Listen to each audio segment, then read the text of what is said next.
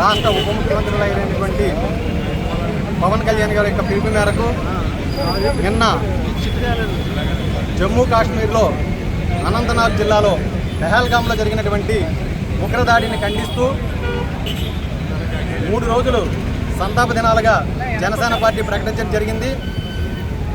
మొదటి రోజున చనిపోయినటువంటి పర్యాటకుల ఆత్మశాంతి కోసం ఈ రోజున కొవ్వొత్తుల ర్యాలీని చేయటం, రేపు మౌన ప్రదర్శన, శుక్రవారం నాడు మానవహారాన్ని చేయాలని చెప్పి పార్టీ నిర్ణయించడం.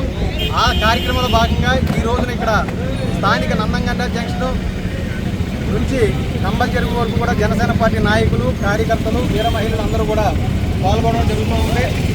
మరి భారతదేశ సమగ్రతని, భారతీయుల ఐక్యతను చాటే విధంగా ఈ ఉగ్రదాడిని ఖండిస్తూ చనిపోయిన వారి ఆత్మలు శాంతించాలని కోరుకుంటూ ఈ కార్యక్రమం నిర్వహిస్తున్నాం.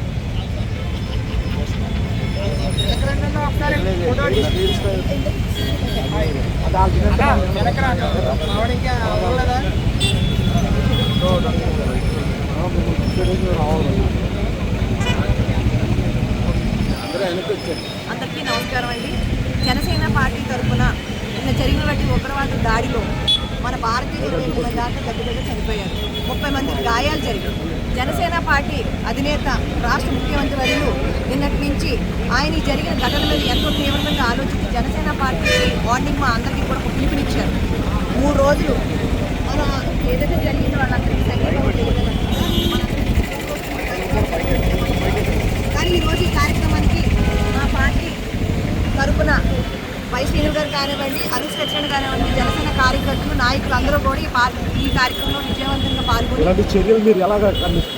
ఉగ్రవాదులు చేసిన చర్యలు అయితే చాలా తప్పండి. ఎందుకంటే భారతీయులు ఎప్పుడూ కూడా వాళ్ళు ఏదో రూపాన మప్పు పెట్టే విషయంలోనే ముందుకు సాగుతారు. కానీ ఈ విషయం మీద మన మోడీ గారు గట్టి నిర్ణయం తీసుకుని ఆ ఉగ్రవాదుల్ని తీవ్రంగా ఖండించి వాళ్ళు వీలైతే చంపేసినా కూడా తప్పులేదు అని అడిగితే. ఎందుకంటే భారతీయుల్ని అడ్రస్లు అడిగి మీరు ముస్లిమా, హిందువా అని అడిగి మరీ చంపారంటే అంత దుర్మార్గమో చూడండి.